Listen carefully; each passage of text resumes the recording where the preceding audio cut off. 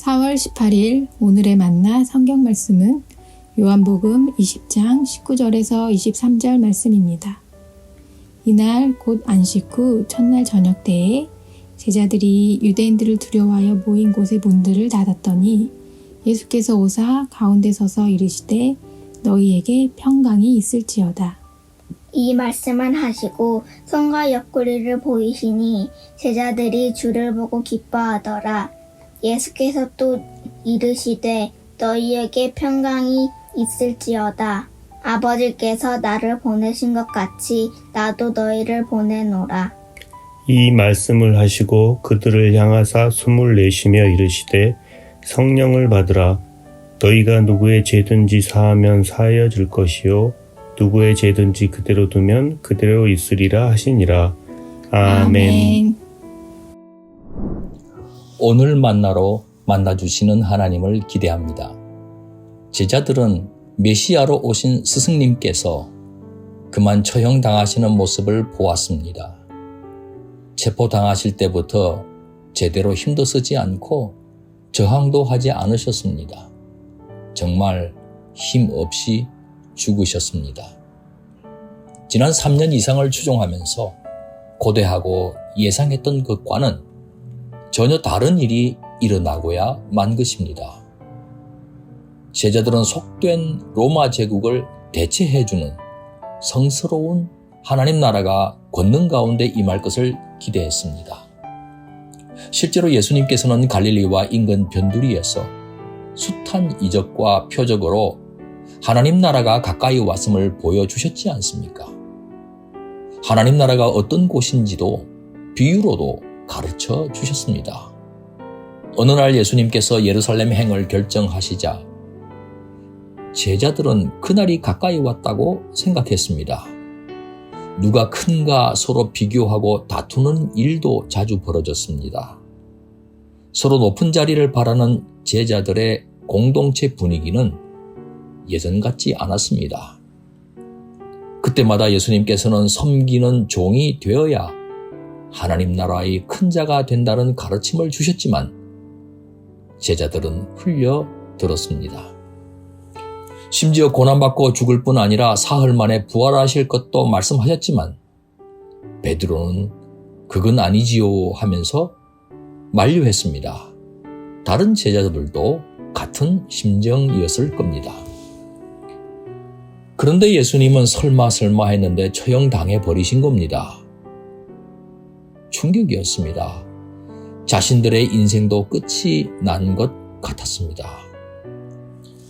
예수님과 같은 운명이 될까봐 다들 두려워했습니다. 모인 곳의 문을 꼭꼭 닫았습니다. 그런 제자들 가운데 부활하신 예수님이 나타나신 겁니다. 제자들은 한편으로 믿기 힘들어 놀랬고 한편으로 기뻐했습니다. 예수님은 두려움 가득했던 그들에게 샬롬을 빌어주셨습니다. 그것도 반복적으로. 샬롬이 깨어져 버린 것은 제자들뿐 아닙니다. 온 세상이 그러합니다. 예수님은 그런 세상의 평화의 왕으로 오셨습니다. 지금도 샬롬 가득한 하나님 나라를 세워가고 계십니다. 우리들도 어떤 처지와 형편에서도 샬롬 누리도록 역사해 주기 원하십니다. 예수님은 제자들에게 사명을 일깨워 주십니다. 성자 예수님께서 성부 하나님의 파송을 받아 사명 이루기 위해 오신 것처럼 성자 예수님께서도 하나님 나라 세워가기 위한 사명을 제자들에게 부여하시면서 파송하십니다. 부활하신 메시아 우리 주 예수님께서는 지금 우리들도 가정과 일터로 세상으로 파송하고 계십니다. 하나님 나라 사명 수행자에게 제일 필요한 것은 하나님의 능력 아니겠습니까? 예수님은 성령 받으라고 하셨습니다. 하나님 나라는 사람의 지혜나 힘으로 되지 않고 오직 하나님의 성령으로 되기 때문입니다. 그래서 예수님께서는 계속해서 성령 받을 때까지 예루살렘을 떠나지 말라고 하셨던 겁니다.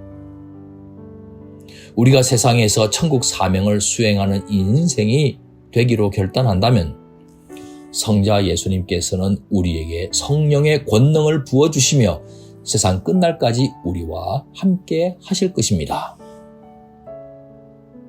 귀히 쓰임받는 부활의 증인이요 천국의 사명자 되시길 주님의 이름으로 축원합니다. 기도하겠습니다. 하나님 아버지, 모든 사망 권세 깨치시고 부활하신 우리 주 예수님으로 인해 기뻐 감사를 드립니다. 어떤 사망의 음침한 골짜기를 우리가 다닐지라도 부활의 증인 되겠습니다. 예수님께서 그토록 증거하길 원하셨던 하나님 나라의 복음을 전파하겠습니다. 평강과 담대함을 주시고 성령의 권능을 부어 주옵소서. 예수님 이름으로 기도하옵나이다. 아멘. 이제 두 가지 제목으로 기도하겠습니다. 천국 백성 삼아주시고 천국의 대사로 부름받게 해주신 하나님 감사합니다. 어떤 처지와 여건에서도 하나님께서 주시는 평강과 성령의 권능으로 담대히 부활과 천국 복음의 증인되게 해 주옵소서. 두 번째로 녹록지 않은 선교지 상황 속에서도 천국 복음을 살아내고 담대히 전파하는 선교사님 되시도록 성령의 충만함을 부어 주옵소서. 이 제목으로 기도하신 후에 개인 기도 하시겠습니다.